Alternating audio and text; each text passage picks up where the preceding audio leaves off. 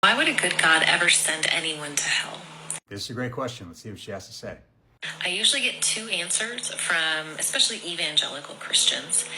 And the first one is justice, that it is just that all humans should suffer for eternity. The answer is not simply justice, but that God is just. And what I mean by that is there's actually three views in Christianity for life after death for the unbeliever. The first is eternal conscious torment.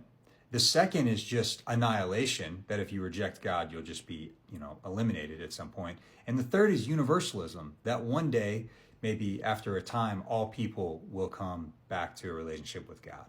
And the reason why it's important to say that God is just is because he's a person. And yes, we have doctrine, but ultimately he will do what the right thing is, and he knows what the right thing is. And if the right thing is for all people to eventually make it back to God, that will happen. If the right thing is for God to eliminate all people that reject him, that will happen. If the right thing really is that people are so sinful that they deserve to be away from God for all of eternity, then that will happen.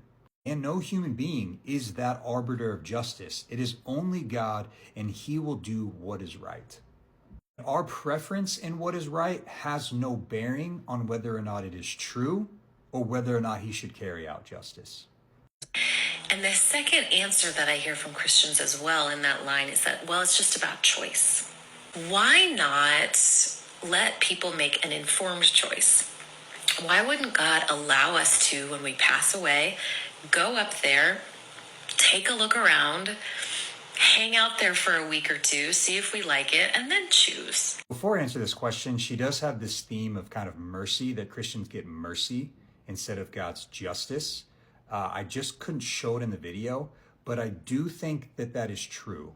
But mercy implies that you don't deserve it. So he could choose to give anyone justice at any time and not provide mercy.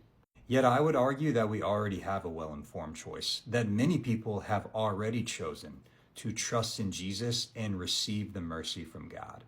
And the reality is, in dealing with God, and I see this a lot with atheists and skeptics, they want to make up their own way to God. Well, why don't you just let me see first? Why don't you let me get up there and hang around? Then if I like it, I'm in.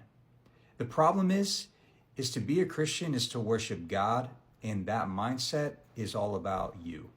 Interestingly enough, though, a friend had recommended this book to me about salvation after death.